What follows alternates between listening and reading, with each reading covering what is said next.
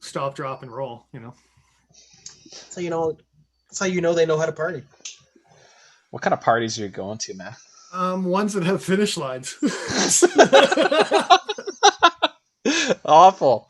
I'm happy. What parties do you go to? I'm happy we got that on stream. The finish line sounds like a really weird line for the bathroom in a kink club or something.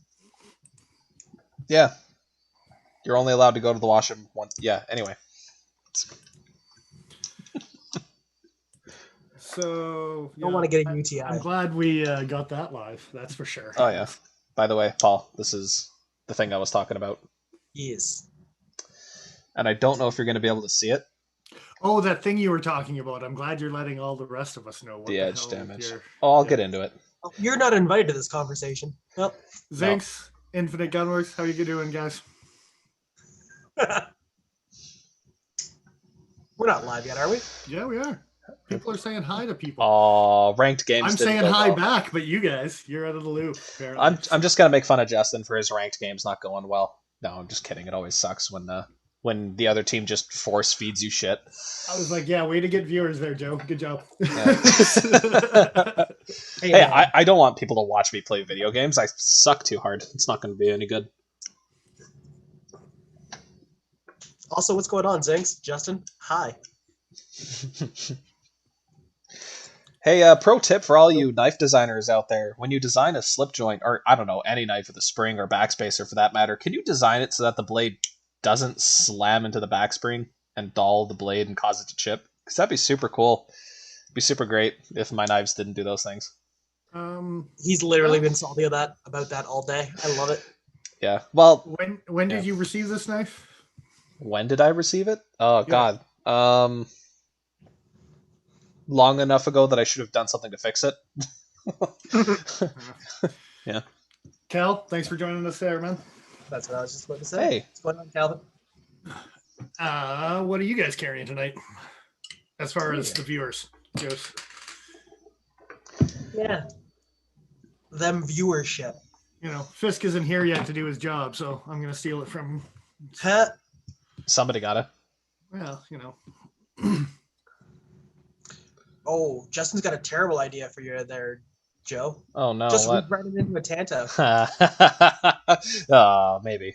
That might be the only way to salvage it, to be perfectly honest. It's just don't salvage it at that point. Just throw it away.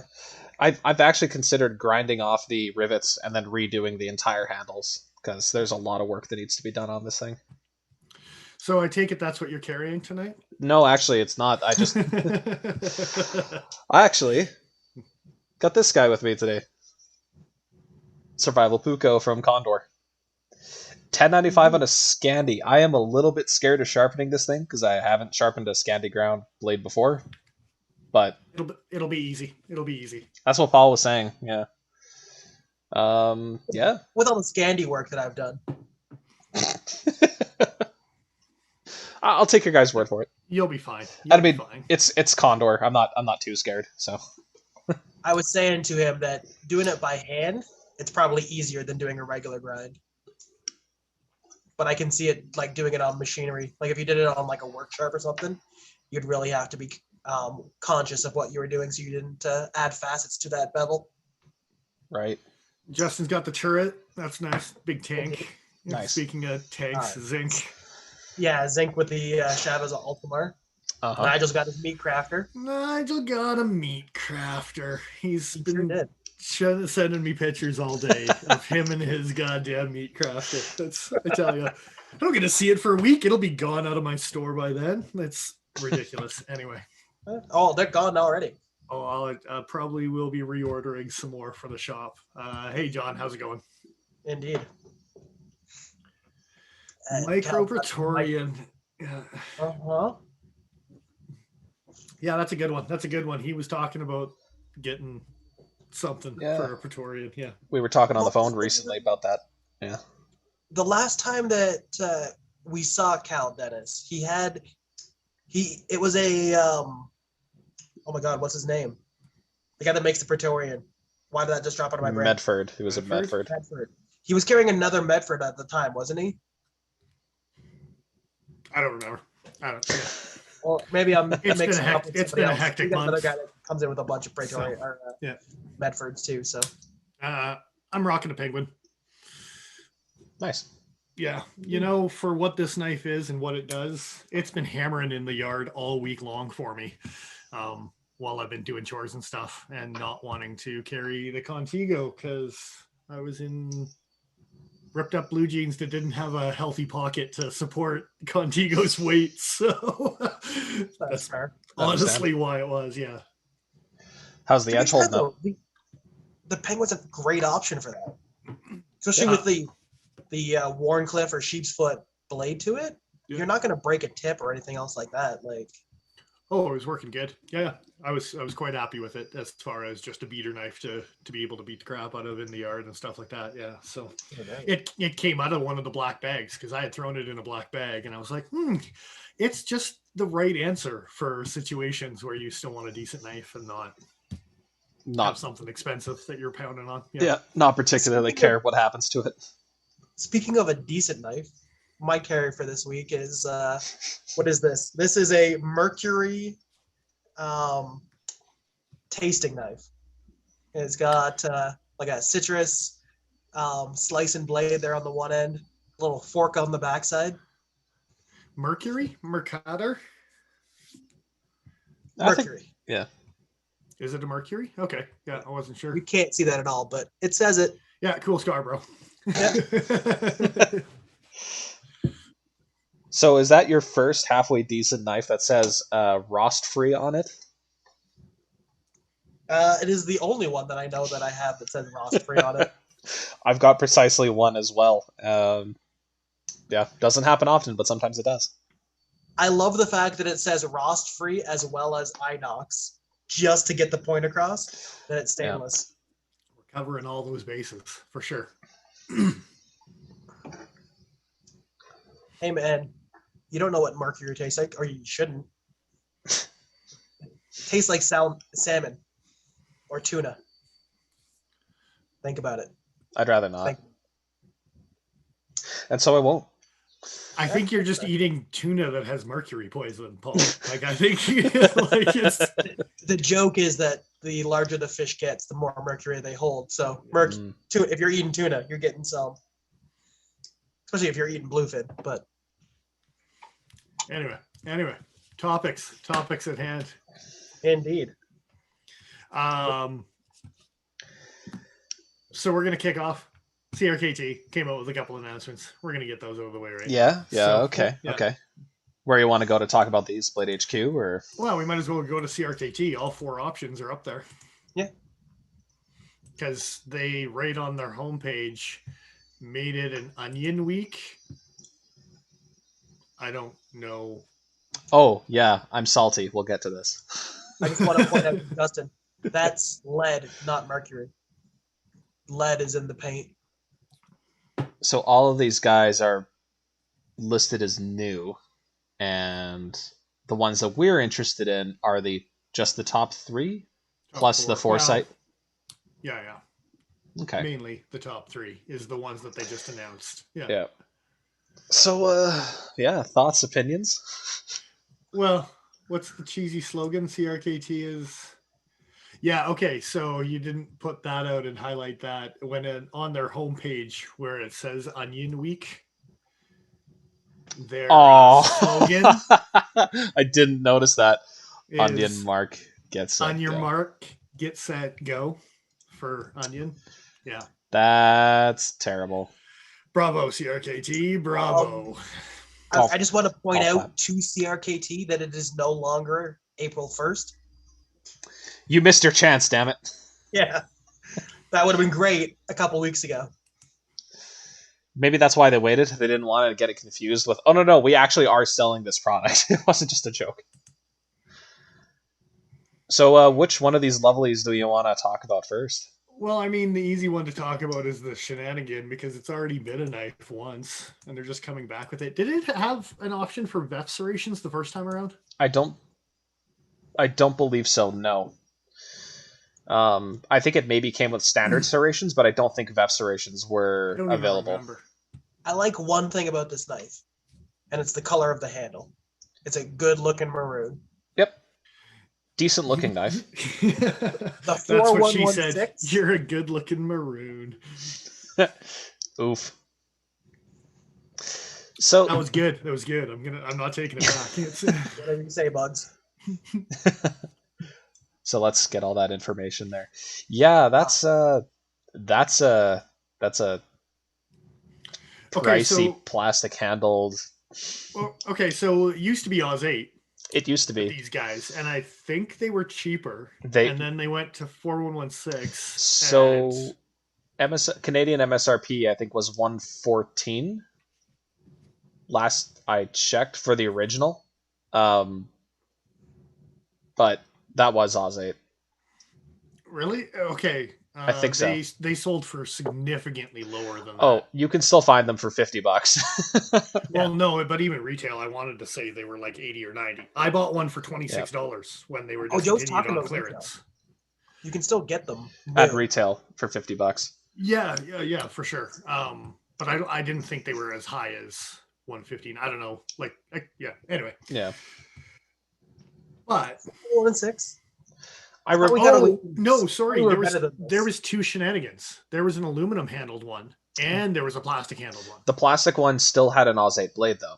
Yes, but they were significantly cheaper. The aluminum handled one was the one that was like the 115 or whatever type of. Yeah, okay. Yeah. Okay, because when I checked recently, it was on another retailer's website. They had their MSRP crossed off and then their sales price for the plastic handled version, and that one was at 114. Yeah. I could see CRKT trying to sell the aluminum handled one for $200. So, I mean, it's not like the original Foresight was cheap either, right? That thing was expensive. No, with the aluminum handle and whatever, yeah. But this guy is now, you're paying a lot of money for spring assist, which they've added instead of not spring assist, and then the IKBS, which I think the original version was on Teflon. I had one for 6 months. I messed around with it. I gave it to someone as a gift because it was a shenanigan. So, But it looks like a perfectly usable knife, like most of Ken Onion's options. Yeah, it was kind of in that same category of like throw it in like a kitchen drawer, throw it in a toolbox, like decent beater knife that you don't care about, and the shenanigan fit all the ergonomic type of crap. Yeah. And like for $50-$60, sure, Oz 8 is fine. But now we're looking at 4116. And I don't know. I can't criticize them. Too much money. Yeah, I can't criticize them too heavily because I still buy their 4116 stuff, but I don't like it. I don't like it. The right answer. I'm gonna complain about it as I give you my money, and that's why they keep making 4116. Because but I like the reason that Benchmade makes off-centered knives is because it's the same way get your money with it one way or another. Play to win video or pay to win video games exist. Yep, because CRKT is supported by suckers like you. That's how a lot of knife companies are doing what they're doing right now. Is because we will complain as we give them our money, right? Like it's So and you're right, Justin. Knife that Ken Onion has made over 37 times with variations. He took parts of this knife and parts of this knife and parts of this knife, and then we have this knife, right? So 4116.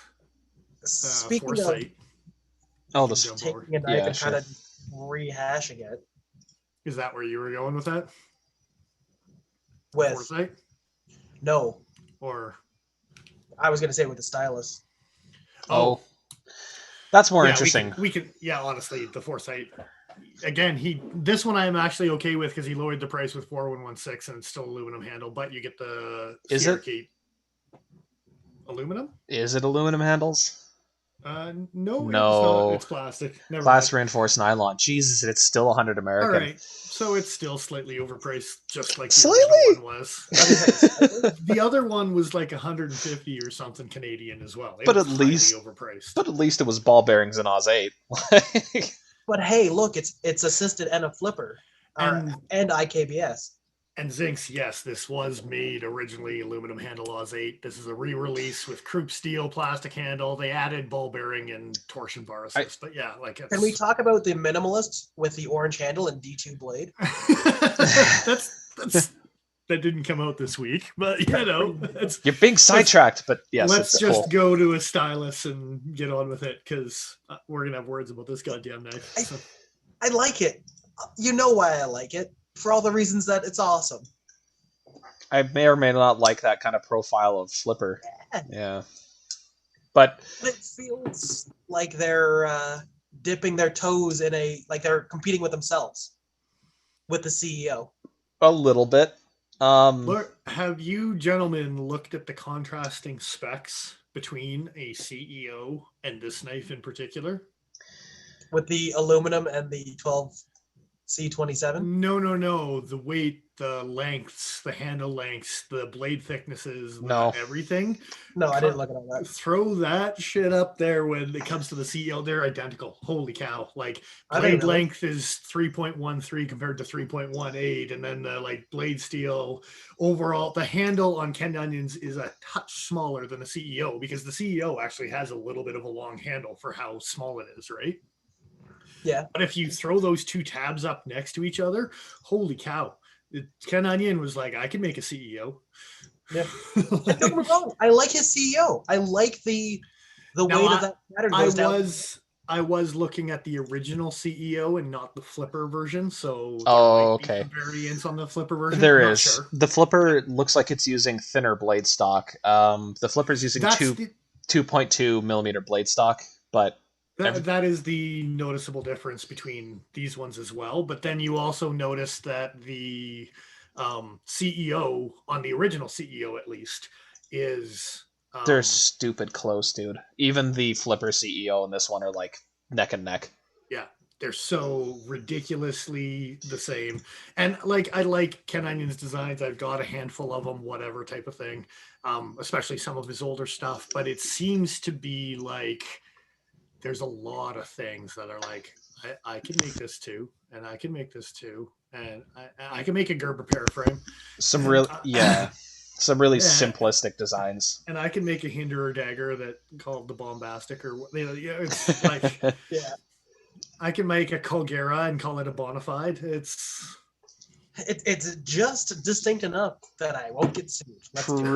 Pretty derivative, low effort kind of stuff. But at the same time, this knife, the Stylus, actually kind of reminds me of, and it may have been a knife by the same name, but I remember showing you, Dennis, on Instagram, and maybe Paul. It was a flipper that kind of did a classic called or custom called the Gambler or something like that. It was dagger ground flipper, same sort of lines that this guy had otherwise. And I know that one's been around for a while, so it could be just a reiteration of a different design that he had already done. But there's a lot. I want to quickly aside to say what's going on to Matt in chat. Sorry, I didn't mean to derail you there. No, that's all right. That's why we're here, is to talk to these guys. So, yeah. We can blabber. Oh. Anyway, not a super original design, but that doesn't mean I don't like the look of it. Okay, so here's the thing, too. And the price point on it was Sandvik steel and aluminum and blah, blah, blah. The CEO doesn't have anything that wows me. It's a plastic handle that looks like carbon fiber, and it's HCR, and except for the action. And this thing's assisted with IKBS. God, please tell me it's a detent, though, because if it's detented, at least we can take out the assist, and then it'll just be IK. It won't be detented. You won't be. Hush your mouth.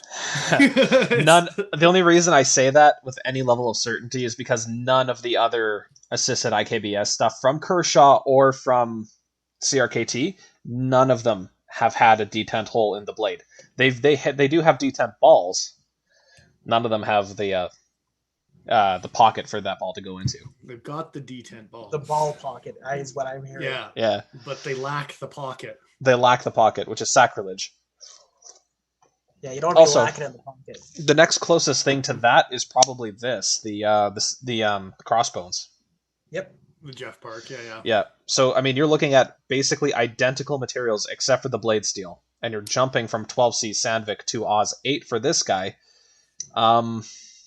Is that a jump? That's a lateral kind of. Well, with CRKT's heat treat, it sure is. I hate CRKT's Oz 8. Oh, those fighting words. Yeah. He feels ways about the Oz 8. I do. But my experience... I feel ways about Oz 8 too. That's why I gave up on it a long time ago. Yeah. CRKT's Oz. Well, that's just it. I'm okay with Oz 8 from Cold Steel. I'm okay with Oz 8 from Spyderco. I've played with those steels from those companies. They work fine. Not as nicely as like 14C Sandvik, but certainly better than 12C. But when it comes to CRKT, you're probably going to get about the same level of performance, assuming that they actually hardened their 12C correctly, which I can't comment on because I don't think I own anything 12C from CRKT. I don't know. I don't either. Yeah. What's the price point on the crossbones anyway? Too much money. The answer is too much money. Well, yes, but for that, I just want to comment about what Zink's in the chat here.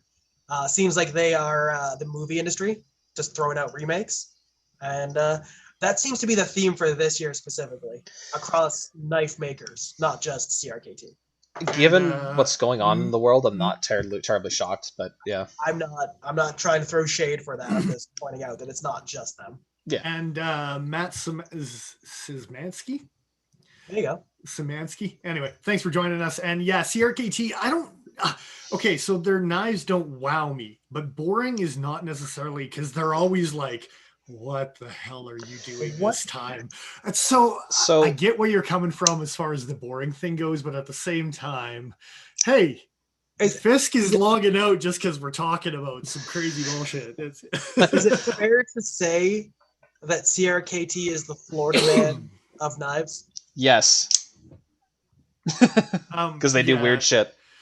Joe has got all the examples just at his fingertips. I don't own a CRKT that I can readily grab. I like CRKT because of the weird shit they do, but oftentimes they just don't give the materials choices enough consideration, at least in my opinion. But they aren't also... Historically, they haven't been aiming for the collector's market. They've changed that recently with a lot of their limited run stuff, but typically they're not really looking at collectors. And, I was just going to point out the fact that Joe admitted to the fact that he is into the weird shit. Oh, yeah. What's going on, Ben? Like Dennis was saying there. Yeah, Fisk, Ben. What's going on, guys? To the guys who just joined us, what are you carrying tonight? Always curious. I was, just as a final note to this, I am shocked that it's 115 American for the crossbones when it's only... Damn 16 it is. Yeah. Sorry, 70, when I said way too much money, I wasn't joking. Like, it's ridiculous. Like, you can't tell me that Oz 8 jumps the cost that much. And you with can't... that sweet CRKT heat treatment, right? Yeah. It's brutal. I'm annoyed by how much I like the Stylus. I want to play with it. And you know what? For the price, sure. If you like the design enough, why not? I like the CEO. And Ben, QSB Harpy. Yeah, go QSB, man. Go QSB. Yeah. Nice. Oh, and for the record, like zip ties and branches and whatever, and haven't touched it up. I touched it up when I first got it and put it wasn't a crazy angle. I just put a nicer polish on it. But anyway, and D2, some people bitch about nicer polishes, but it slides through stuff pretty good. So, yeah. Oh, yeah. Matt in chat here. Szymanski. You got pretty damn close, I would say. I have it there in front of me, and I still said it wrong. Nice. I thought that's what he was carrying. The shaman. What kind of shaman ski? Is that a limited edition I don't know about? But anyway. None of us know about it. Don't worry. Szymanski. Good to hear, man. Glad you're joining us. Yeah. And Mr. Fisk has got his custom knife factory, Chimera. John has his QSB Pelican. Yeah. That's a nice knife. How lightweight is that CKF Fisk? I'm super curious about it. On the weight of it, in particular. I got a video sent to me over the weekend of that thing in action. The drop on it. Yeah, smooth. And I don't know if it's coincidence or not, but yeah, Matt's carrying. It's great that he's carrying the shaman. Yeah. Fantastic, brother. Awesome. I'm just gonna bring up a picture of the Chimera here. Yeah. I saw that. I saw that in his story. Yeah, it's a pretty knife. We're not lightweight. Good answer. Good answer. That's okay. Fisk seems to like chunkier knives.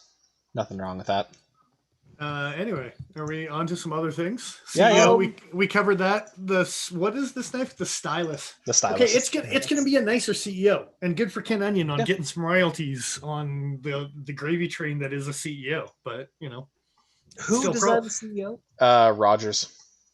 I feel like Rogers is sitting at home with his arms crossed. the same guy who did the Montosa, right? Yep. Well, I guess to be fair, he's got like 7 different variations of it right now. He's getting paid in a bunch of different The CEO's not losing him money right now with No. bamboos and blue denims and burgundy micartas and blah blah blah. Anyway, I would argue too that the Stylus is a much more loud knife. Like just looking at it, if you compare it to the CEO flipper, yeah, I like both of them, but yeah. Anyway, you got a second topic, or do you want to jump into the comments a little bit, or? I mean, that's up to you guys. I only had one thing to bring up, and it's knife adjacent. Oh, yeah. Because that's apparently a thing that I do now. Yeah, okay. Let's hear your knife adjacent thing, Mr. Top Man. What am I Googling? It is the Olight Baton 3 Premium Edition. Baton? Baton. The Baton. It's the cotton baton. It's like how you don't say Batman, you say Batman. Hey man, I've been watching a lot of Cedric and Ada videos recently, and he says baton. Battening. He's gonna do some light battening.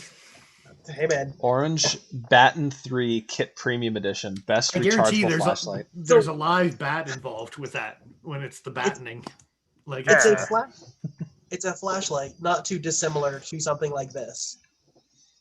With 1200 lumens on turbo.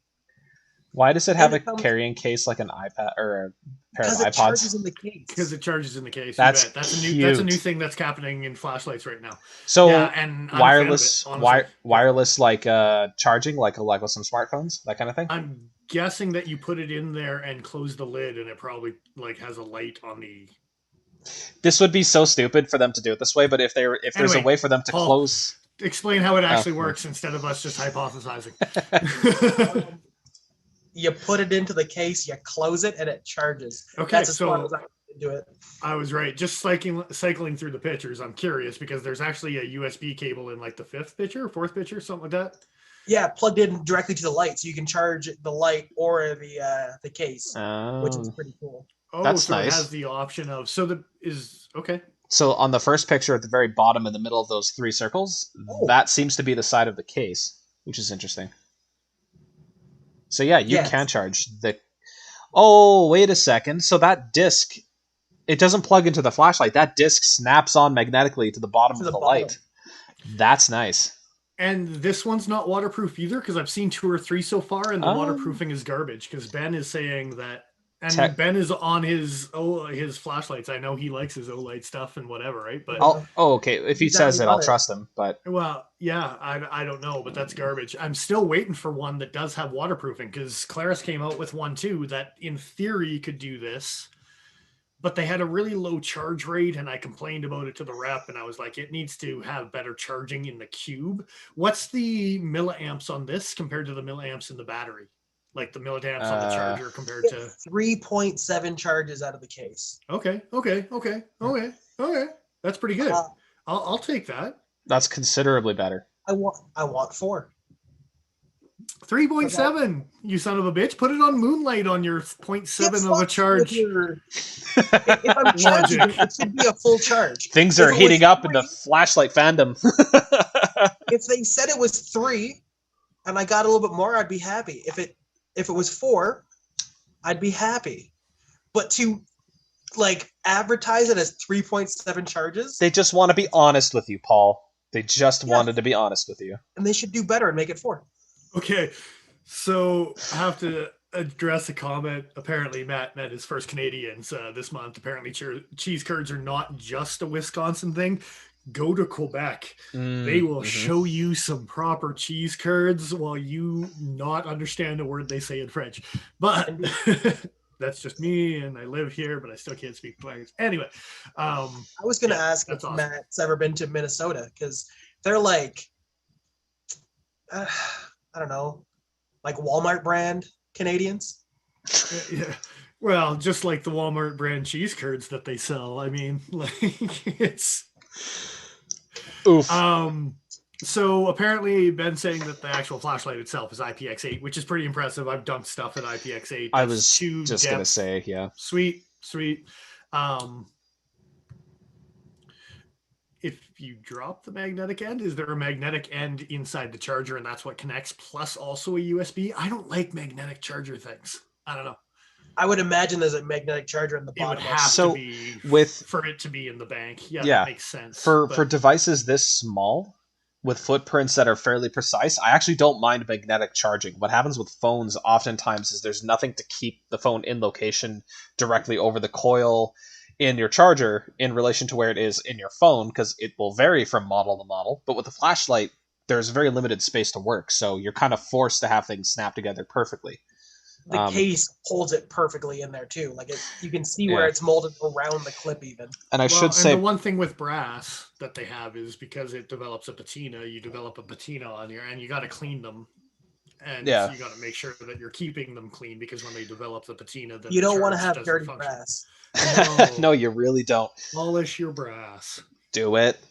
I don't have my the actual charging block here, but on the back of this crappy smartwatch, you can see those two little prongs at the bottom.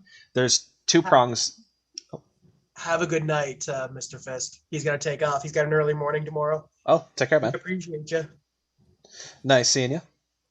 I was just going to say, I much prefer magnetic charging to the old style of like a friction fit and then having two prongs inset to create a current.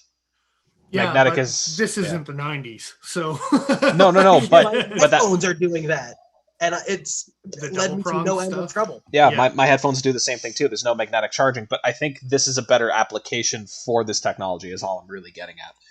It's cool to see it in the light. I'm into it. So it's a healthy price tag. That's American, right? $149. No, that's Canadian. It says CAD $149. That's not bad. For how powerful the light is and for how long well, actually, what is the runtime? I was going to say, what's our specs in general as far as the high, medium, so you get 75 minutes at turbo at a minute and a half at a time. Okay. Okay, because it overheats and it's got that new fancy thing where you get this runtime, but you can only run it for so long before it drops down to 300. Which then runs for 95 minutes. Okay, how long is it? It's like MI7 sized, like Claris wise, right? Yeah. M1C sized somewhere. It looks longer than an M1C. I'm looking for a measurement on length here. I think part of that is the charger base. You're a charger base. It's 2.5. A little bit longer. It's 2.5 inches. Yeah. Okay. That's a fair size little light.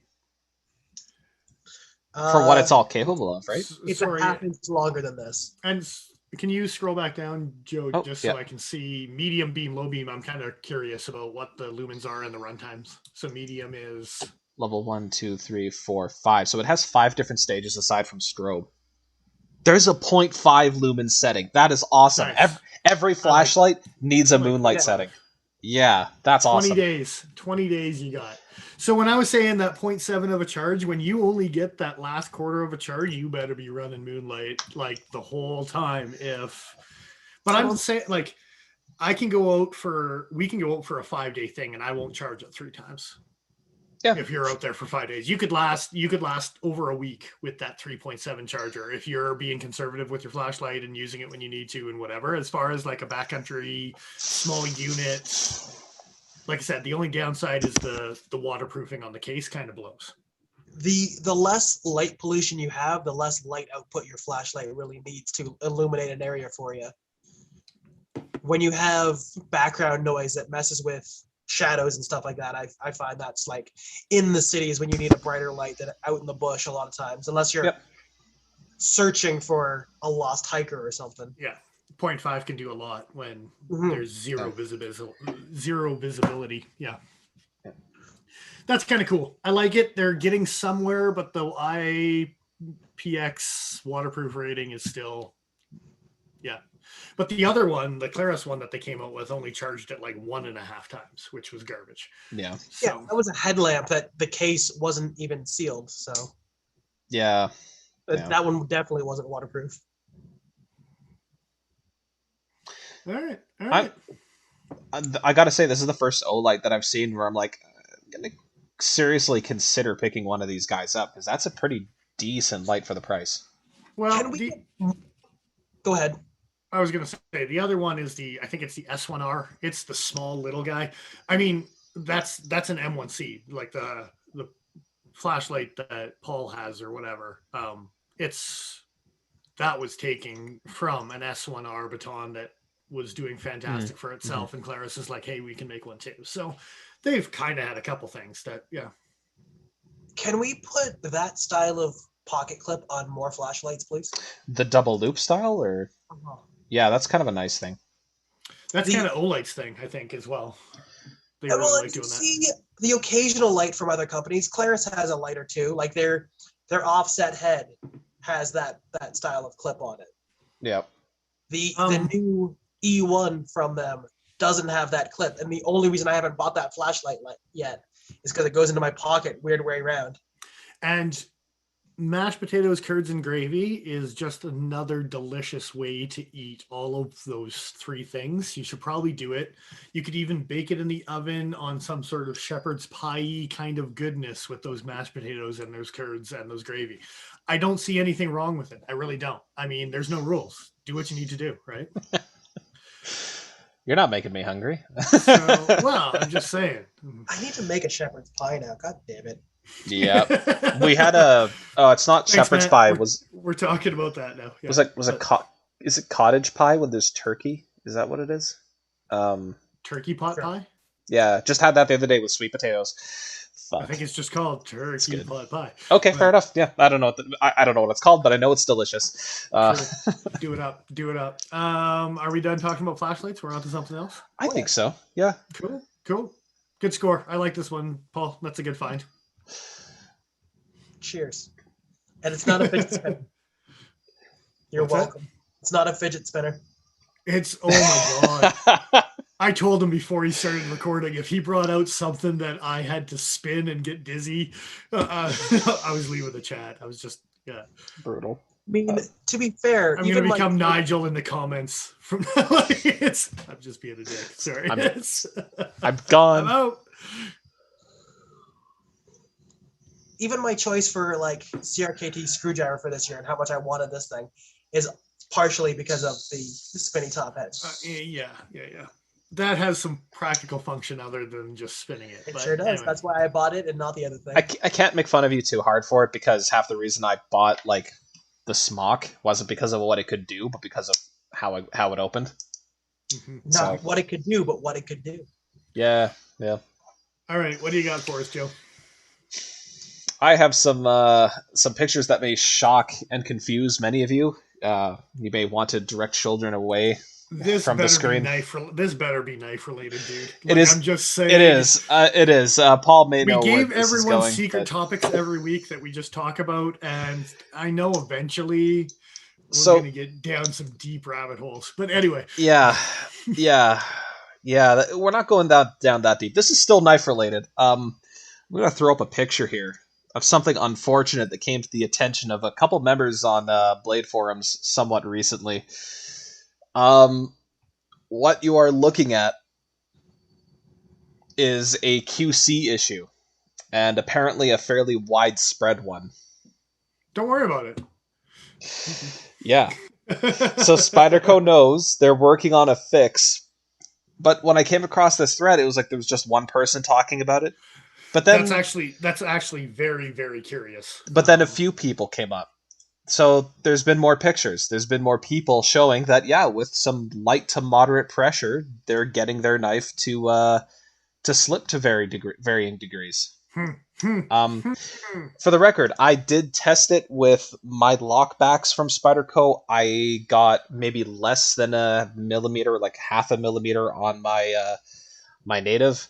I got absolutely zero movement on my Endura, and I got zero movement on, here it is, the Police. So not 100% sure exactly what caused it. There's some... Where is the siren coming from? out of curiosity, is it a golden Colorado or is it a Taiwan? It's golden. No. It's a Colorado issue. Okay. Yeah, I assumed that it was Taiwanese for some reason, but Paul had corrected me this morning. I was like, oh, yeah, you're right. It is a golden thing. Yeah. I'll also dabble on a comment just talking about the CRKT driver because Paul brought it up. Matt again. Yeah. Cool little driver. Way overpriced with the roll-up kit and the bits. Yes. It by itself is not too bad if you already have a set of bits that you just want to use in it. The actual thing itself is, yeah. It goes really good with the blue box from Benchmade. That does actually make sense because Benchmade's redundant and doubles up on bits, right? Well, and you exactly, and you get the driver in there. So if you do have a knife that's, I don't know what the hell word I'm trying to say. Anyway. Free spinning, but tooled on both sides. Yeah. Continue on.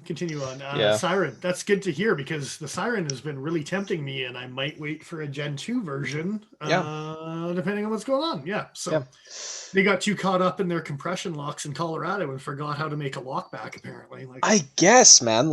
There was one picture which I neglected to pick up, but it was a shot of the internals, basically with the top scale removed, and you could see the lock interfacing with the tang.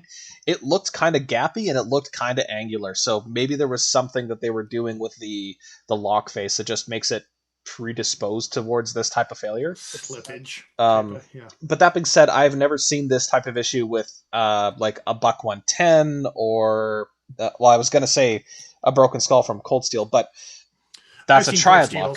I've seen Cold Steels where triad locks have failed. Where they failed, sure, but you're never going to see that particular issue because there is a pin here that's going to prevent the blade from rotating any further. So unless that pin's busted, you're not going to see that same kind of issue. Yeah. But as far as slipping in that particular direction, it's not a safety hazard. So if you do have a Siren and you're worried about this causing you harm potentially, don't be. You shouldn't really ever put enough pressure on a blade like that to cause this issue to happen in normal use. I think this was discovered because they had the user had felt some sort of rattle in their hand when they were going to cut through something particularly tough. I think that was how that started. But it's just interesting that like something as long storied and as full of history as the lockback is, you can still find new ways to fuck it up. Well, no, but it's the same way. It's not a new way. No, but what I mean is nothing new about why this lock is failing. There's obviously machining problems, right? Well, what I mean is this is not a common issue that you would expect to see. Really, so it's just surprising to see it now. Yeah, and like I said, it's actually intrigued me because the action on a Siren is absolutely phenomenal. It's killer. It's one of the nicer lockbacks I've played with, like pretty much period. Maybe it doesn't engage with the blade enough, and that's why it's got killer action. That's why it's so free. Well, I can do one of those drop closey scary things with it, like nobody's business. Like it's yeah. You learned how to do that, eh? It's good times. Oh yeah, it is. Yeah. Anyway, so that was my thing for the week is, wow, that's weird. And hey, cool, at least Spyderco is actually showing an interest in fixing it. Yeah, so what did they post in the forums? They're looking into the issue and whatever? Yep. Sal posted on the 24th of March, I believe, that they were looking into a fix. So new lock geometry. And by looking into, I think his exact words, that they were testing a fix. So they're probably going to have a Gen 2 rollout, I would guess, within another month, just given how similar timetables have worked in the past. I do like the way that Spyderco will look at something like that and be like, oh, we screwed that up in some way? How can we fix it? Here, it's fixed. There you go. Well, they did that with the Kapara. They did that with the Spidey Chef. Mm-hmm. They've done that with so many where they're just like instantly just like boom on top of it, right? I hope they do something with the CQI version that make them stand out. Whether it's a satin clip instead of a black clip, whether it's a whatever type of thing. Just something small. They did that with the Spidey Chef and they did all black hardware. Now, whether some people agree with it or not, you can get aftermarket hardware if you want to bitch about it, because I probably actually would myself and make it all satin because I don't like the black hardware if I got a Spidey Chef. Anyway, but it was easy to say Gen 1 versus Gen 2 or whatever it may be, right? Yeah. So, because like Kaparas are still kind of they didn't change anything exterior with the Kapara, did they? You don't know until you own one type of thing. No. Right? Yeah, you open it for the first time, you're like, hey, that's drop shutty. Yeah. So. Yeah. Anyway, that's my weirdness. All right. Well, I got a bit of a rabbit hole that I dove down. So let me get some pictures ready. No, there's only actual. So we're gonna save 3 out of those 4 pictures until next week. Oh, okay. Because that's a completely different topic that I want to talk about. Uh-oh. And I'll actually give you guys some forewarning because I don't know enough about it. And anyway, okay. So what I actually need you to do, Joe, is type in just the words in Google "best pocket knife." Now, DBK did a video on the New York Times best, but I was going to talk about that because I read that article before DBK posted that. It's been coming up on a lot of people's Google feeds and phone news feeds and stuff. New York Times, the 5 best pocket knives? Sorry? No. So first, I want you to go to, where is it? Popular Mechanics is actually the one on the top. Yeah. Okay. So DBK did one on the New York Times list, and it came out with the CRKT Drifter or whatever. And initially, when I was going to talk this Sunday, what's that? I'm pretty sure it was the Pazoda, wasn't it? No, it was a Drifter. Okay. Is the number one. Similar to, but anyway. They did the aluminum one where I think the article was actually recommending the G10 version of the Drifter, even though DBK did the aluminum one. And I was going to have my topic be about that article, but not just that article itself, but the actual comments. This article came out 4 years ago, and the only reason that it's a topic right now on people's feeds that look at knives and whatever is because they just updated this article to involve, I think it was Benchmade Griptilian or Benchmade Bug Out or whatever in the New York Times version. Sorry. Yes. Okay, so we are looking at we're supposed to be looking at the New York Times? This is the rabbit hole that I dove down, was that initial article. These are dated. Updated January 26th. Okay, yeah, so it doesn't give you a publishing date. So it was updated, and it says exactly what it was updated about, the Benchmade Bug Out to the article selection. Yeah. And then it wanted to remind people that this was for introduction, non-knife people, what knife was best. Entry-level knife owners, yeah. And I think that's what was missed on DBK's thing, was this is an entry-level, someone who knows nothing about knives. And I kind of almost agree that this is 100% a decent knife to give to anyone, anywhere, and they're probably going to be okay with it, type of thing. Whether it's the best knife, yeah. So my rabbit hole was actually the comments themselves. Oh no! Oh my goodness. Okay, so this came up 4 years ago. So this has got 4 years of comments, but just in January 2021, they updated it to have the Benchmade Bug Out to reflect that and whatever. But they've got 4 years of comments, and there is some phenomenal things. Anyway, we're diving deep, boys. Oh my goodness! 6 months in, where did he go? There he goes. There's a gentleman, and I don't want you to look it up, Joe. We're going to talk about the comments from New York Times stuff because it's worth next week talking about. Okay. But M Gold 215 has several comments that just makes me laugh my goddamn ass off. But while diving down this rabbit hole, I've discovered Popular Mechanics' review that came out in March. Yeah, March 15th, 2021. You bet. Very relevant. This is a brand new article. It just came out, and they went into choosing the best pocket knife as well. And I want to rip the shit out of this article like nobody's business. It's going to be fantastic. That's what we're doing today? You bet. You bet. We're going to take a look at this. We're going to dive into this, and we're going to do our own little article about non-knife people and whatever type of thing, right?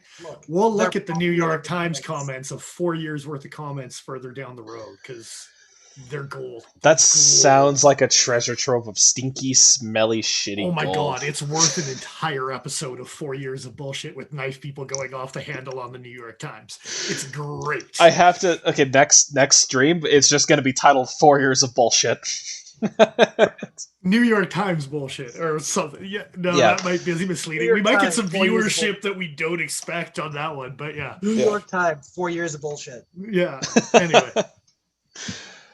So where do we start? Okay, so just going through this article right off the bat, it just talks about what you want to look for in the best pocket knife. They're going through cutting loose strings, cutting an apple, cutting zip ties, and something else maybe. I can't remember. Okay, so presumably they're aiming it at first-time knife purchasers. It seems like that's where they're leading with this. Like, here are some things you can use a knife for, like kind of holding your hand through it. You bet. This is what you want to average blade length. This is what you want to average handle length to appeal to the masses. And I think they have that pretty well down, except for when they get to the part about the steel types. And being nerds, we got to dive into the fact that they're putting 420 high carbon as a high carbon steel. Can I just point out the fact that they talk about blades measuring between 2 to 3.5 inches long and handles between 3.5 and 5 inches long? They're covering a big gap, my friends. They're, yeah. I think but how many knives are that out of whack? This has a 5-inch handle, roughly. Doesn't okay, I so think? The New York Times article, So, like a blade that short, was very specific about the sizes and the whatever, right? Yeah.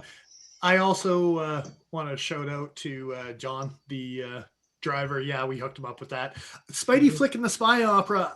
Spidey Flick's nicer than most lockbacks, but it's still Spidey Flick's like a lockback. Anyway. Take from that what you will. It's a nice, as far as their lockbacks go, it's probably the nicest. Probably. And also shout out to John in Mississauga. Glad you're joining us there, my man. Yeah. Cheers. Nice seeing you, man. Yeah, okay, so they get into 420 high carbon being a high carbon steel because it has the words high carbon in the name. So obviously it's a high carbon steel. Obviously. Well, this is where I've gone with this article. They also get better in the same choosing a knife in the blade steel. They call CPMS 30V and CPMS 35VL popular tool steels. And they get into what is a tool steel and they describe tool steels, and then they classify S30 and S35 as popular tool steels. So the only thing I can say in defense of that is tool steel is a pretty nebulous term. Sure. It certainly is. I hate it. I hate it so much. Yeah. It becomes really difficult when you're trying to discuss... a wrench is chromium vanadium steel. It's still... So in theory, an 8CR13 MOV, it's a chromium molybdenum steel. It could be a wrench, which is a tool, which would make it a tool steel, which is garbage. Garbage definition. I don't think tool steel means that. No, that's the stupid thing about it is they're using these vagary terms. But like M4 is high-speed tool steel. It is designed specifically to maintaining its hardness at high heat and high friction environments and things like that. Yes. Anyway, they throw D2 as the leading tool steel. I mean, it's probably in the most knives out of the tool steels. I mean, popularity-wise... Popular tool steels include D2, S30V, S35. Yeah, sure, out of those three, it is the most tooly of the tool steels there, but... It is. It's got some tooliness to it, for sure. Oh, but when you're talking about other tool steels on the market... Well, what are you doing? I think on an article that was not written 4 years ago. Yeah, and that's and I think about the term tool steel generally denotes a type of steel that's used in a variety of tools for a variety of purposes. M390, sure, you could consider a tool steel, but like S30 was developed specifically for knives. Yeah, it's not. Doesn't. Hey man, I got you. Yeah. Yeah. S90 was a plastic mold, so you might be able to get away with that type of whatever, right? But yeah, you're right, John. The Drifter is not a very good knife, but working behind the counter of a knife shop, the Drifter is one of those knives that you can hand to literally anyone, and they won't be scared of it, and they'll be like, "Oh, okay," and you can teach them how to close it with the shitty liner lock that it has and the poor heat treatment that's probably on that lock bar, and they're gonna be like, "Oh, okay," and they're gonna open their envelopes, but it's not gonna be any sort of noteworthy, worthwhile. Yeah. The other thing I was going to add too is Matt says the Gonzo is a great knife to hand a newbie, and some of their like original designs for sure, but I have a hard time with Gonzo just because there's so many designs that are clearly copied from other companies. Well, what are you talking about? No one else makes a PM2 with an axis lock. It's true. It doesn't have an access lock. And I mean, there is other brands that are coming out with some quality budget stuff that you can find at some pretty reasonable prices. The biggest shame for me, just quick aside, as far as Gonzo goes, I've seen a lot of their original, at least as far as I could tell, their original automatic designs. They look super sleek. They're all using 440C that apparently tested very similarly to real 440C. and they're still yeah. Again, Similar to real well, 440C. you got that's noteworthy. Yeah, well, that's just it. I mean, really, but so many knockoff designs out there. Yeah, I'm gonna echo Paul's sentiment there, where it's a little hard to support a company that just blatantly rips off everyone. It feels weird. Like I want to like them because they seem decent. The build quality seems good. Yeah. They cut corners. I mean, you see how many of them break, right? But how many times have I bitched about wanting a PM2 with an access lock? Ad nauseum. Okay, we'll get back to ripping apart this article. Yes. Top types of locking mechanisms. On that note, for the most part, most of this stuff doesn't bother me. They're talking about liner and frame locks not being good with left hands, and they don't know what they're talking about because I don't like left-handed frame locks or liner locks. I like right-handed ones anyway. So I mean, yeah, it's not an issue. Ask a lefty. They're saying it doesn't work with both hands. Yeah. Yeah. Anyway, the best part about this entire one is the crossbar lock. So apparently they've decided to name the access lock something completely random, and they've just called it. It's no longer patented. You can thank Nick Shabazz for that. I think he popularized the term crossbar lock or crossbar style lock. Something very similar to that. Okay, but there's no actual knife definition that's calling anything a crossbar lock other than random people that are just like, this is what I'm going to call it. The company didn't call it that. They didn't patent it that. The XR lock, which they also mentioned being a cross lock, blah, blah, blah, isn't anywhere in the description called a crossbar, in Benchmade's description or in Sog's description. I don't know about Gonzo's description. Maybe they called theirs a crossbar lock. Anyway. Maybe. It makes me kind of chuckle that this term is just come up as something that's an actual thing now that the patent is gone, because before that it was just an access lock and no one had it except for the access lock, right? So, I think it's because the name is still trademarked.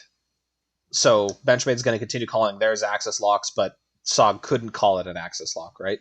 So, and I guess most of the knife classifications and blah, blah, blah are behind enough that, like, knife definitions, that they haven't actually considered it an actual term yet or something, right? So, yeah. It could very well be. Anyway. I'm sure Sog just calls it a modified access lock. That's how you get around the rules, right? Call it a modified whatever you want. And yeah, there is places, John, that we can get Gonzo. You're getting them from the States and you're getting them from eBay and stuff like that. But there is some places where you can get Gonzo. White Mountain Knives, I think you can get some Gonzo stuff, as well as Tucson, No, neither do I. But if you're looking for some, you can get some there. Tucson Knives, I think you can get from them as well, if they're in stock, things like that, and if they're using the right steel. But you never know until you cut something. If they're heat treating stuff correctly, I mean, who the hell knows? Yeah. So how we tested cutting apples, cutting zip ties, cutting rope, like they're showing in that picture if you scroll down. Right. How many apples have you guys cut with your knives in the last year? In the like 365 days previous from today? 2 that I can remember. Okay, so here's the thing is when I go hiking with my brother, he loves to bring apples as a snack when we're hiking. And every time, because I'm a knife guy, as a knife guy, you need to eat your apple with your knife or you're not a knife guy, right? So, I don't know, probably at least 3 or 4 times probably in the last year that I've eaten an apple with my knife.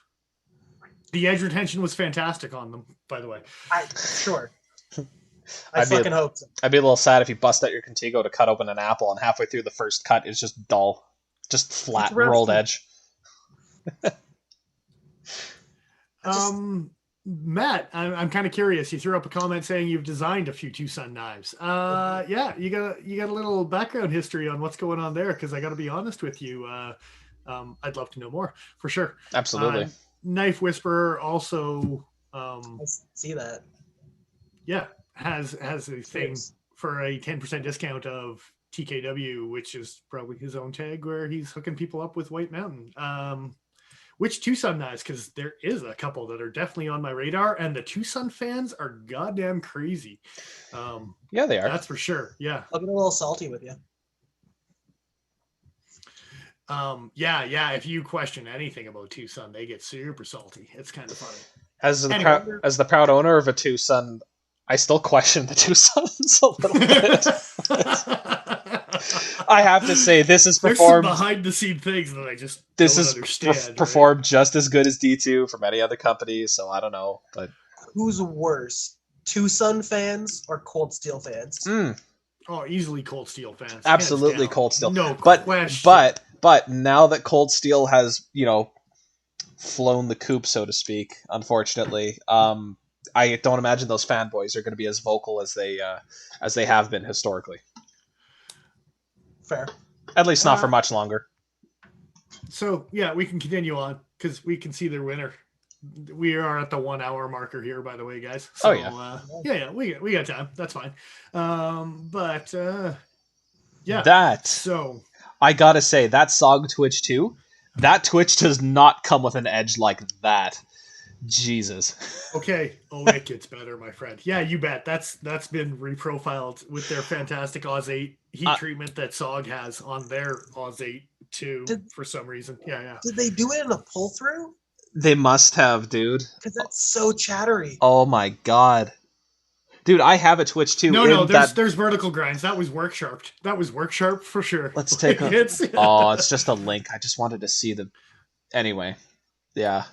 Matt designed the TS204, if you want to bring that up, because I'm more curious about that than the bullshit that I'm talking about right now. I got to be honest with you. That is pretty neat, actually. Yeah. Look. Very cool. If my choice for a knife that I want to have is based off of the apples that I'm going to eat, this is the choice. You got to be kidding me, brother. You designed that? That's my number one. And I can't find it anywhere. It's sold out everywhere, but that is the number one knife on my goddamn list from Tucson. You got S90 carbon fiber. Jimmy, hey, how you doing, Matt? We got to be friends, dude. So good for you, man. I got props, super props. I'm not a flipper guy, and I would buy that. And I hate not lefty because I'm a lefty, and I would still take that in a heartbeat. That's sweet, dude. Matt, good for you. I gotta ask, man, what's it?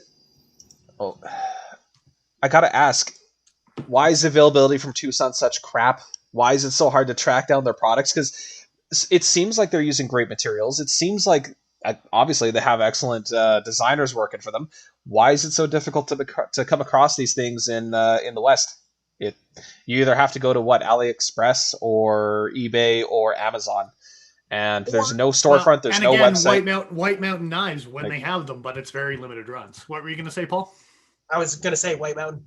Yeah. Okay. Yeah. Which apparently Knife Whisperer is hooking up everyone with a 10% code on that. So I might go look at Tucson after it's done just to see what they have in stock. Anyway. Yeah. There's been a few slip joints I've seen where I've been pretty interested. Yeah. Don't make me buy any more slip joints. I have enough. But they're S90, Paul. Come on. And they're pretty sleek looking with sunburst patterns. Come on. So Matt is also saying the 237 and the 169, just to throw those out there, what they are exactly type of thing while we're on this train. Because again, this is cooler than we can talk about popular mechanics crap at any point in time for sure. So and 169 was the other one? The 237 and the 169. Yeah. Okay, so I like long slender knives. That 169's calling out to me a little bit. Oh yeah, I'm familiar with that design as well. Yeah. So here's an Imgur album of the 237. Dang. It's like a slendered out Keen almost in like profile a little bit. The 167. Yeah. Yeah. I like the look of this onlay on the 237. Very cool. And the milling on the titanium. Again, it's a right hand only, but a lot of these companies, you just got to kind of deal with it. The price point on these things are absolutely ridiculous too for what you're getting on materials, right? Sorry. Maybe part of the cost. Oh, you're saying the 168? Oh, 168. Okay. So here's the thing: the designer can't even keep the actual numbers straight. Not that I'm mad at you, Matt, but name your goddamn designs, Tucson. We got Rake, we got ZT, we got all these companies that are popping up. Jesus. I don't remember the name for this knife or the number. I have to look at it every time.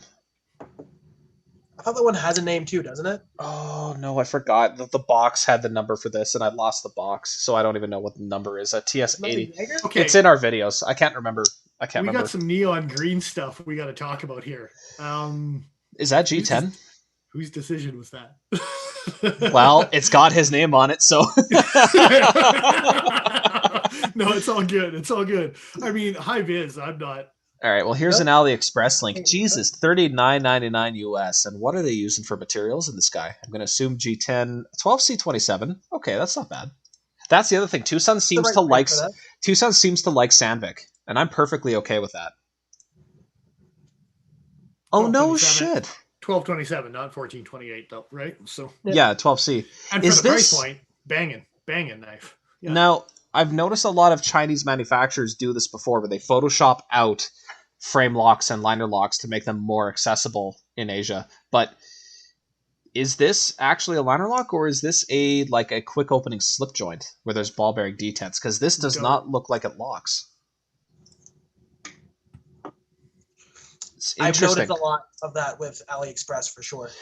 Yeah, there's been a couple of knockoffs of this Voking knife where I've seen very similar lines, but they're all they say lockback, or not lockback, they say frame lock, but there's no frame lock in the picture. But they'll still have the screw, so it looks weird. Apparently it is a liner lock. Like maybe in this picture it's not just fully engaged and it's propped open. No, like it's hard to really see. Let me see if I can bring this up a little closer. But it won't let me. That's okay. Can you go back to the other one? Because I'm way more intrigued about... Well, the 204, everyone knows how I fangirled as soon as they came up. Okay. I questioned some of Tucson's selling practices as well, but... yeah. You can see there in the close-up. I'll hover it there for a sec. They've definitely photoshopped it. You could see the grind angle for the tang grind for the engagement for the lock, but... Interesting. Yeah. Anyway, you wanted to take a look at the 237? I believe that was the other one. Yeah, you briefly dabbled on, and that one actually caught my eye as well. That's quite nice. I'll bring. Yeah, that's clean. I like those onlays. Yeah. Or that you can front flipper that thing, which means I can flipper delete it, right? Instantly. Like that's the first thing I say is I can get rid of that flipper off the back, and I can front flipper that thing, and it looks like it front flippers like nobody's business. And you don't really need it, strictly speaking. That finger groove should be fairly comfortable even without the forward portion of the flipper. That's neat.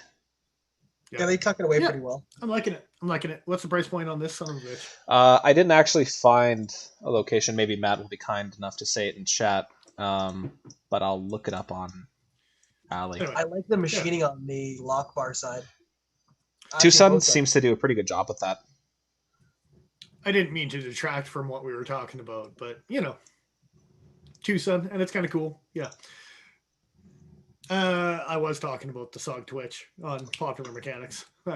And we were mocking the fact that that was the knife. Got a question for you, Joe. Uh-oh. Aren't you a Cold Steel fanboy? Yeah, a little bit.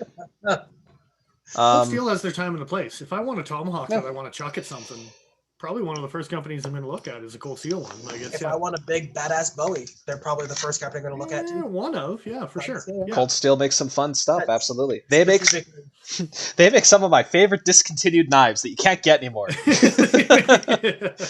But True story. God damn, all the crazy shit like the Paradox, the Talwar that Dennis has, the Broken Skull that I and Paul have, like so much cool shit that they've made over the years that just you can't get.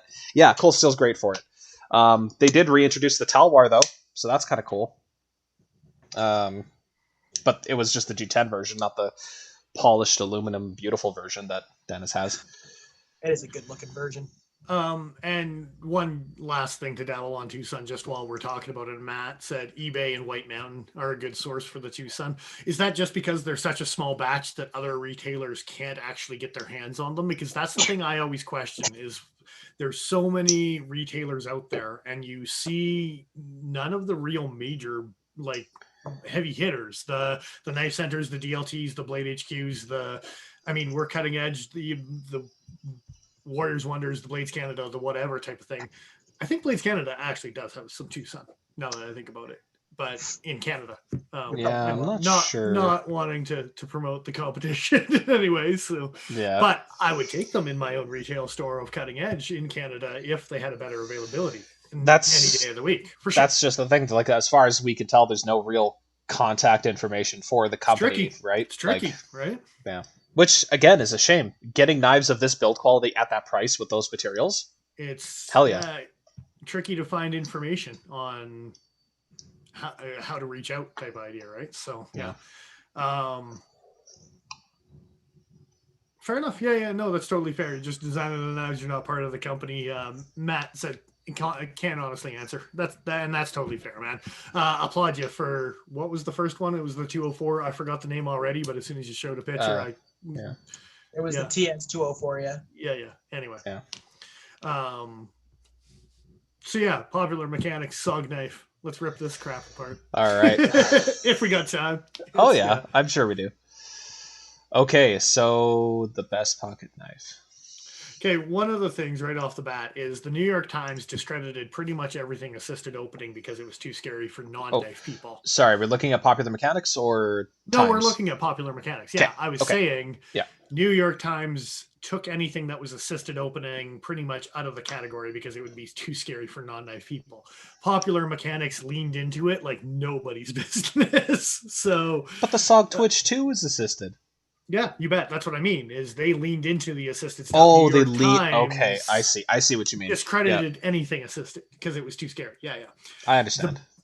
The best part about it is they say in the very last sentence of the first paragraph there, pressing down on it with your index finger, swung the blade out nearly all the way with help from a coil spring, and you can lock it in place with a small tug upwards. Once open, the kick doubled as a finger guard. Almost all the way? So the knife that they picked as their number one choice is an assisted opening that doesn't deploy properly. Is it a knife that doesn't deploy properly, or is it a knife that they can't deploy properly? Okay, so one of the things about some assisted openings, and I know the Scallion and the Chive have it, is they've got a hump on the back of the knife with a flipper. I had to grab it to show why that may have been the case. Oh my god, you've got one. I literally do. Awesome. The Twitch too. Yeah. So this is a backlock with a folded over spring. So you think about the tension necessary for a backlock to work, and then try to find a way to put in a spring assist with the flipper. So it doesn't hit the back of your finger. Okay. It doesn't, and this actually isn't assisted. The spring broke twice, and sweet example you got there. But when it did work, what happened was every time you'd press down to get the flipper to actuate, what happens? Oh, I don't know, maybe your finger contacts the back of that leafed over spring and adds more pressure to the blade, preventing it from opening. Super unfortunate design. If you use the thumb basically does the same thing that the Chive and the Scallion do from Kershaw, but in a very different way, and it just slows down the knife because of the pressure. Whereas the Chive and the Scallion actually have an extra little hump, so if you leave your finger where it is, it'll only have to play. But regardless, the best part about this is that their favorite choice is a knife that doesn't deploy properly. It doesn't even open all the way. Like, I can use some wrist, sure, to get this thing open, but the only way to reliably open it really is to flick it with your thumb, which doesn't use the assist at all. And I'm surprised the Ontario Rat didn't get picked either. Wait until you see some of the other stuff on this article. But the Sog Twitch, that's the number one. Made me laugh my ass off that their number one pick wasn't. Did Sog pay them for this article? Maybe, because there's a couple knives. If you read this article, there's a couple Sog knives on this list. Just like always, we hit this marker and I gotta go use the washroom. So if you want to keep reading the article and point some shit out, Joe, it's funny as hell. It really is. You won't get far before you start to notice some other shit. That's for sure. Fair enough. All right. We should look at the 129 of the Knife Whisperer is mentioning on White Mountain. You can detour to that while I use. Yeah, I'll be back. Yeah. The Tucson 129. I believe so. Oh, yeah. That's an interesting looking piece for sure. 129 American. That opening hole looks a little funky, though. I wonder if the chamfer continues under the top there. It must. That, you know what that kind of reminds me of? The handle reminds me of the Tur a little bit. That's actually what I was going to say. Yeah, it kind of reminds me of your Tur. But the blade is more... Is it MKM that's making those weird hook-shaped? A little, yeah. MKM did a few of those. It feels like they're copying the Spyderco Dodo a little bit, you know, a little silly, but just not as aggressive. What are they using here for material?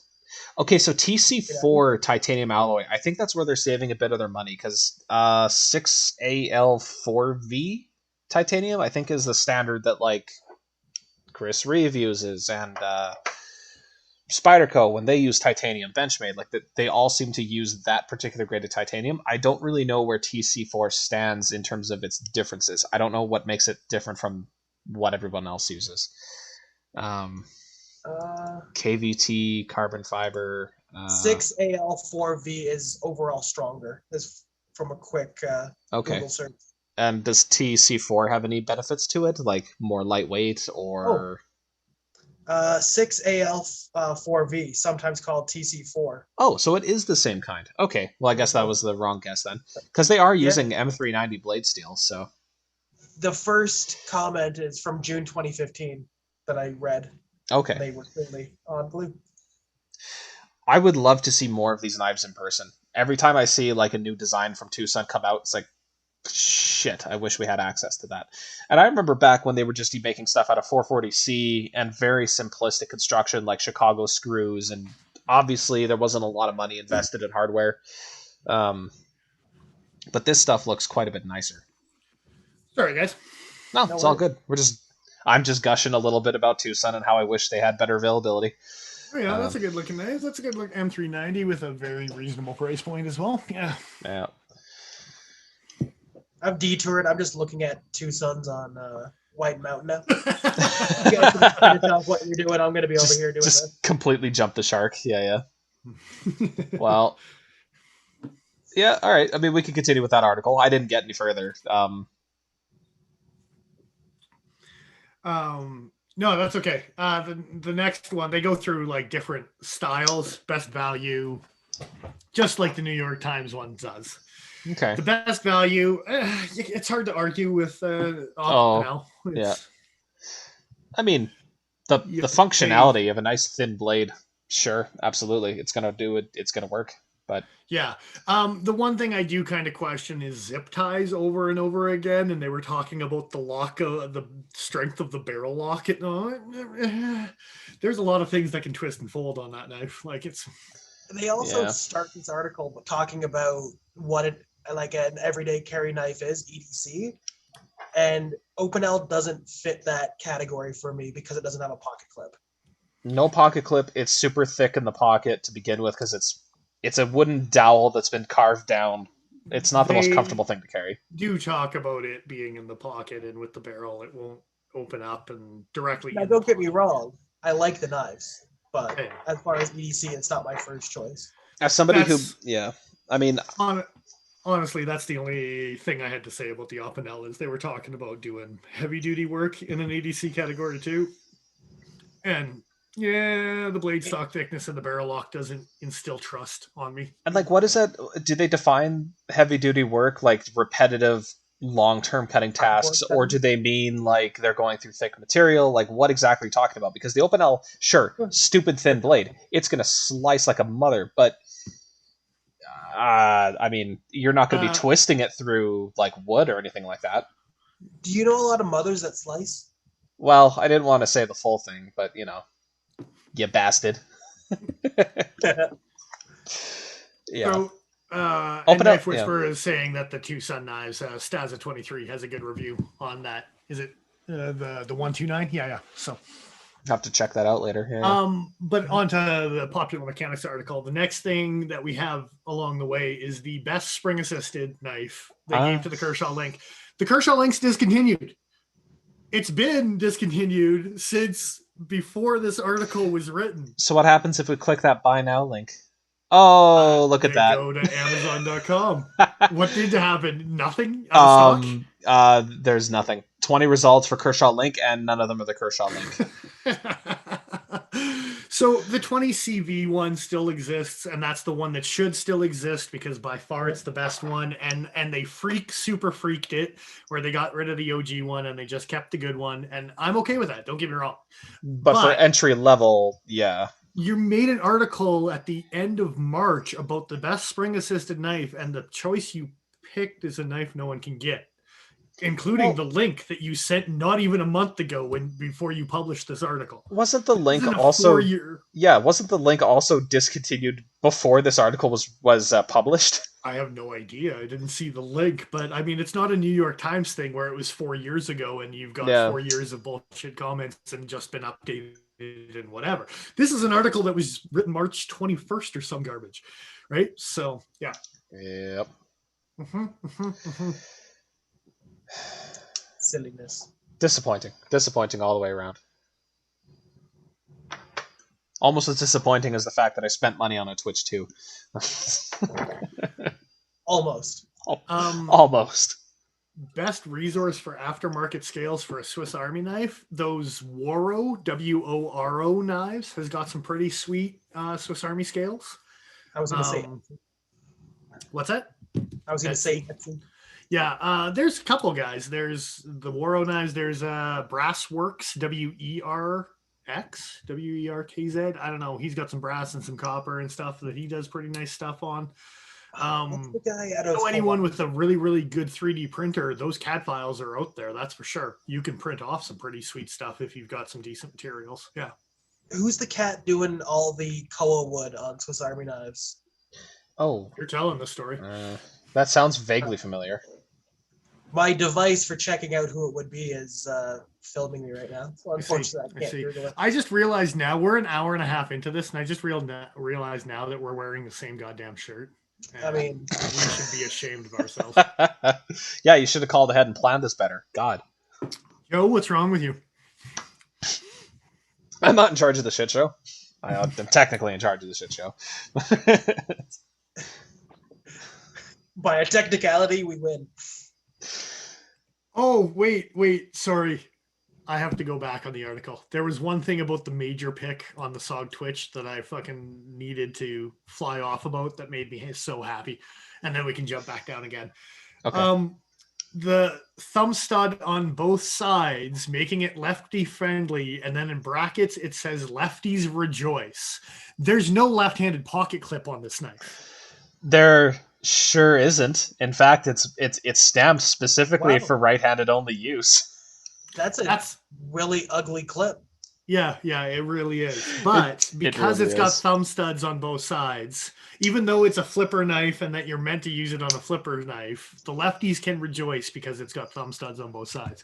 Anyway, I need to flog that a little bit because I was like, you've got to be goddamn kidding me. Was it Popular Mechanics or was it the New York Times that was talking about liner locks not being lefty friendly?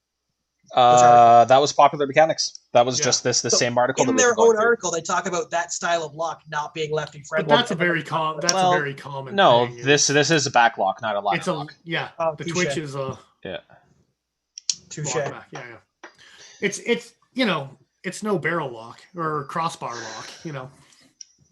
Now I need an open L with an axis lock just to piss Dennis off. Yeah. Anyway, sorry, I had to rant a little bit. No, that's fair. The link is also awesome with an article that was written not even a month ago because of a knife you can't get. Mini bug out. I don't know if, other than just mocking the crossbar lock mentioned over and over again, I think that was the only thing. Let's take a quick gander here. I mean, I kind of want to rip into it a little bit for having, what are they calling here? Best small pocket knife. Okay, so $100 is definitely a bit of an ask for a lot of people. Okay, but if you go down 3 categories, and we can jump back up, but if you go down, they also have an ultra light category that the mini bug out did not win, by the way. Who did? The Sog Ultra Xr. Which is lighter. It is lighter. It is. So, yeah, for sure. 1.2 ounce blade, sure. Blade length is about the same, right? I'm convinced Sog paid for this I will this fully article. admit that I have been vaguely interested in some of Sog's latest offerings, only because of the steel improvement and the inclusion of the XR lock. You're allowed to be a disappointment, Joe. Oh, it's okay. Screw you. The one thing that he keeps on bringing up too in the mini bug out, sorry, I'll also say, is that he keeps on referring to it clipped on the pocket or clipped on the belt. Who clips their pocket? Anyway. That's what I'm saying, dude. He's brought it up about 2 or 3 times in this article about where you choose to clip it, and I question. The number of times I've had to caution people outside of the pocket like a monster. Okay, either that or clipping it to the belt.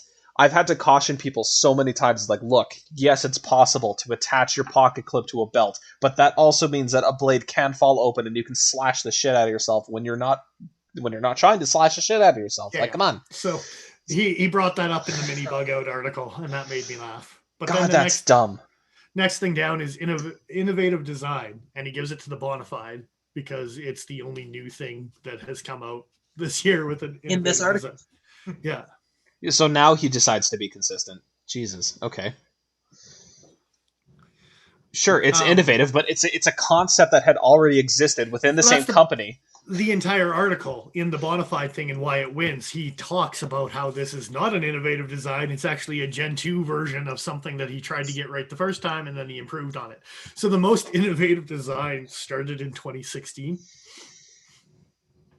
This article is making me sad, Dennis. It's making me sad. And then he says that this one's better suited for outdoor tasks because of how heavy duty it is. If you want to prefer something smaller, consider the Cod a Day.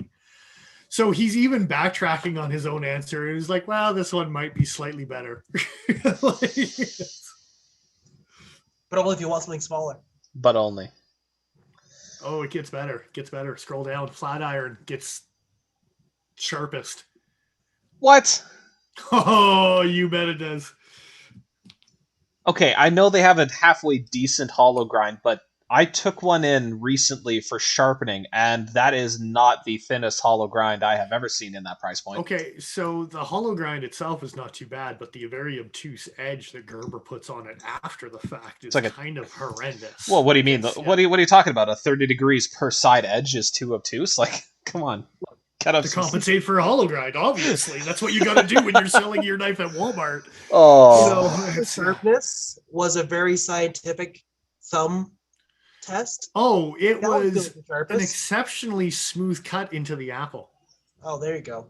It says right in the article. Read it up, brother. It's fantastic. It's fantastic. So the problem with this is you're relying on geometry to do work on a 3D physical object. When you're testing an edge, you need to go... This is why Catra machines exist. Like, come on. Then admitting that it was kind of awkward when they had to do the zip ties because they were putting the zip tie around a U like joint type of thing and then cutting the zip. We had to wedge the blade in because it's a square chunk of steel. Well, are any of the other knives in this test hollow ground? So, wait, are they saying that the knife is half micarta, half aluminum? Not half micarta, half steel? Are they saying that it's an aluminum frame lock?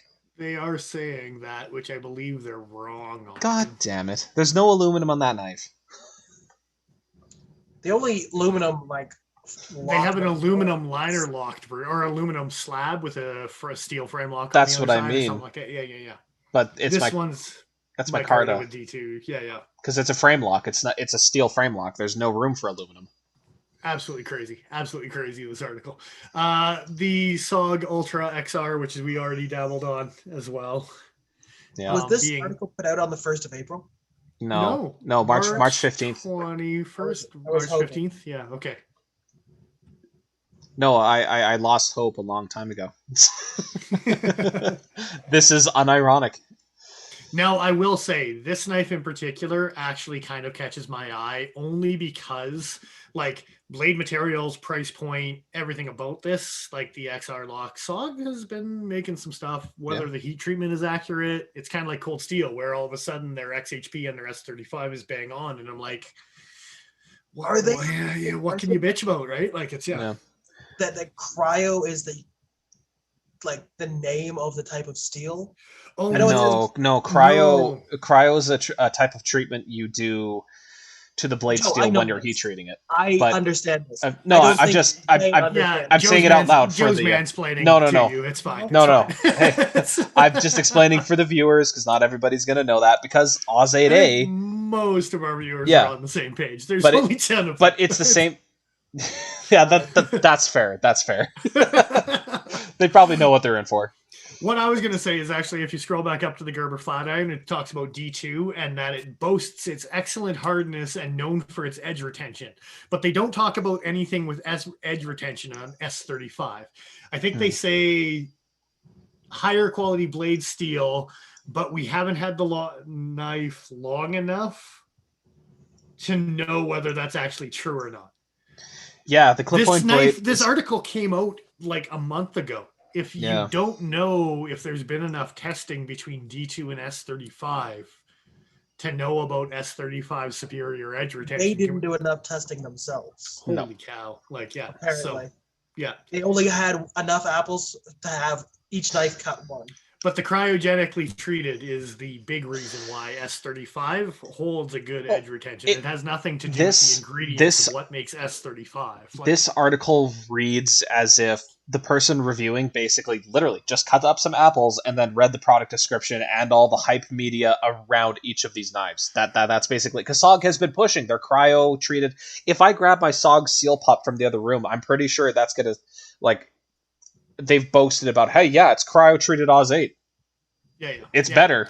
So as we're getting towards the end of this list, I'll also say that they don't say what knives they tested to make these the winners.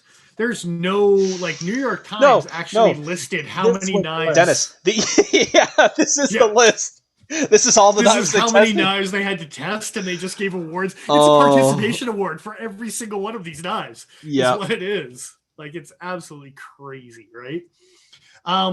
The Delica for secure grip, actually the FRN with the finger choils. I don't think I can bitch too much about it. I can't argue about that, but did they say anything particularly egregious on the description here? It excelled at slicing, but apparently it wasn't as good as the flat iron. So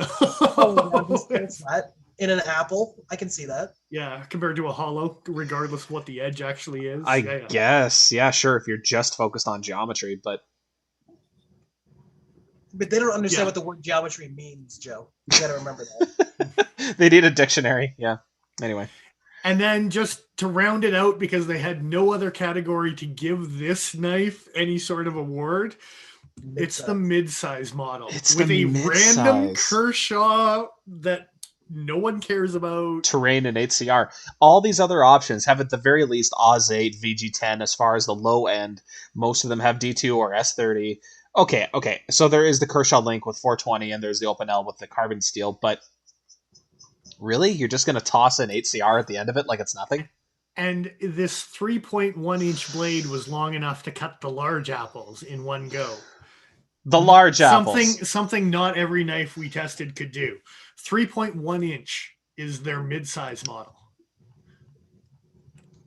Well, weren't they testing knives between 2-inch and 3.5? Well, they did the Bonafide, and the Sog Twitch was only... What was the Sog Twitch? Sorry, 2.7. So less than half an inch between what they gave the number one and their mid-sized model to be like, oh yeah, beat on this one. Yeah. It's terrible. Cedric and Ada, Pete has got some fantastic edge retention results there, Matt. Yeah, I pretty much watch everything he does. He's also quite entertaining and makes me chuckle.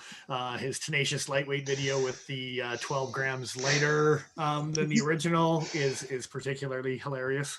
I've said it before. I'll say it again. He might be my favorite review channel on YouTube right now.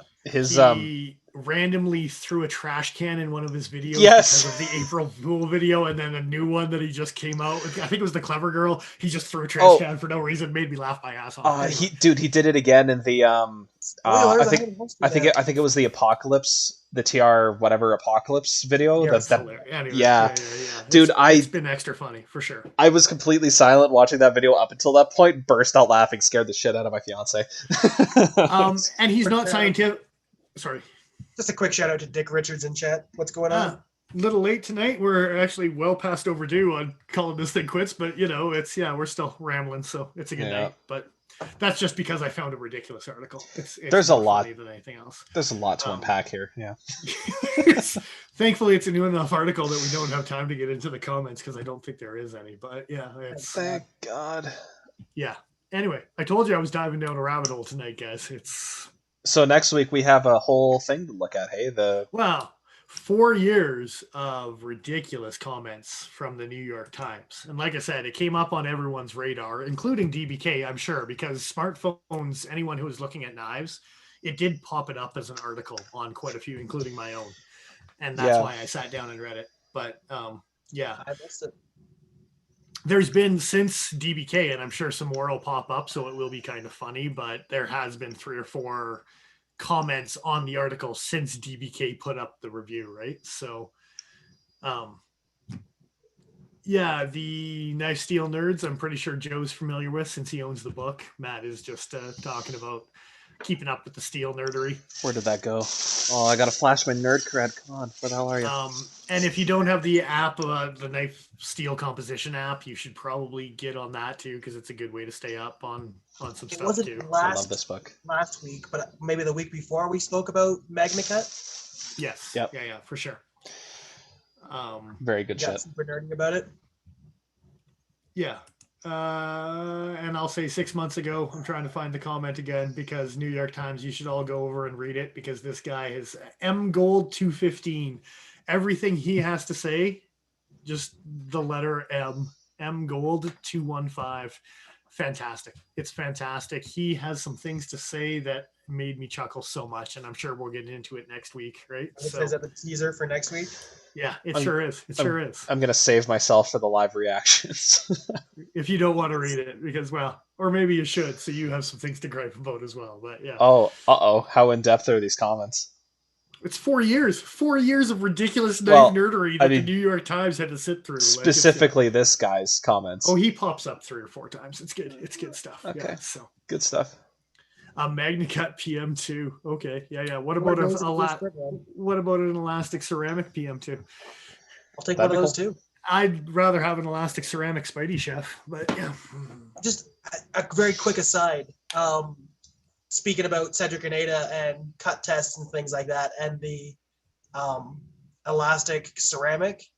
Did you guys see the review where he did a regular ceramic knife in that same cut test? I saw the thumbnail, but I didn't actually watch it. He was developing nicks as he was going, right? With the ceramic, which is what you would expect from that kind of thing in that kind of environment. Yeah. I'm very curious about all of the good things that are coming as far as the knife evolution goes. Really looking forward to it for sure. Yeah, for sure. So indeed. Are we coming to the end here? I think so. We're overdue. Like I said, we pushed the we've been going for an hour and a half. That's not bad. That's not bad. I said 2 hour, but yeah. We're a little over, but not terribly so. Like I said, I started this thing with the New York Times because I had already read it and I dove down the rabbit hole of comments and made me chuckle. So when DBK brought it up, I was like, oh, that's a very topical conversation for sure. So super pertinent. Is this the part of the night where we guilt trip people into subscribing to us on Instagram? If you want to, that'd be cool. Instagram, but YouTube as well. Like any of the guys that have come out. I'm glad you joined us. We are doing the Patreon. We're trying to get some individual reviews up, but we are working on some new editing software, which is all kind of new to us. So yeah, we're working towards that. Yeah, certainly are. But yes, follow us, Patreon, Instagram, YouTube. Like all the videos, subscribe to all the videos. Hopefully we'll have some new reviews up of maybe a Tucson 204 because god damn it, that knife's in my mind again. Jesus. All right, fine. We're sending back down the rabbit hole looking at Tucsons again. I'm gone. See you. See you later. I'm out for the night. Yeah. Yeah, shit. If any of the guys watching tonight want to read some of the comments on the New York Times, I'd love to hear your guys' feedback on some of the hilarity because oh man, it runs deep on that New York Times article for sure. So I feel like 3 beers is not enough. I feel like I'm gonna have to have a bit more to drink before I start looking at those. Note to shelf. Note to self. Buy some more beer for next week. Mm. All right. Let's get the hell out of Dodge. Indeed. Sounds good. Thanks for joining us, everyone. Hopefully more guys like our videos, share them, get them on the algorithm so more guys join us, because the more comments we have, the more fun it is for everyone, right? So, yeah. Indeed. Subscribe. All right. I am who I am. I'm Dennis Vipers. I am the Iron Joe. Exile.ca. Bye-bye.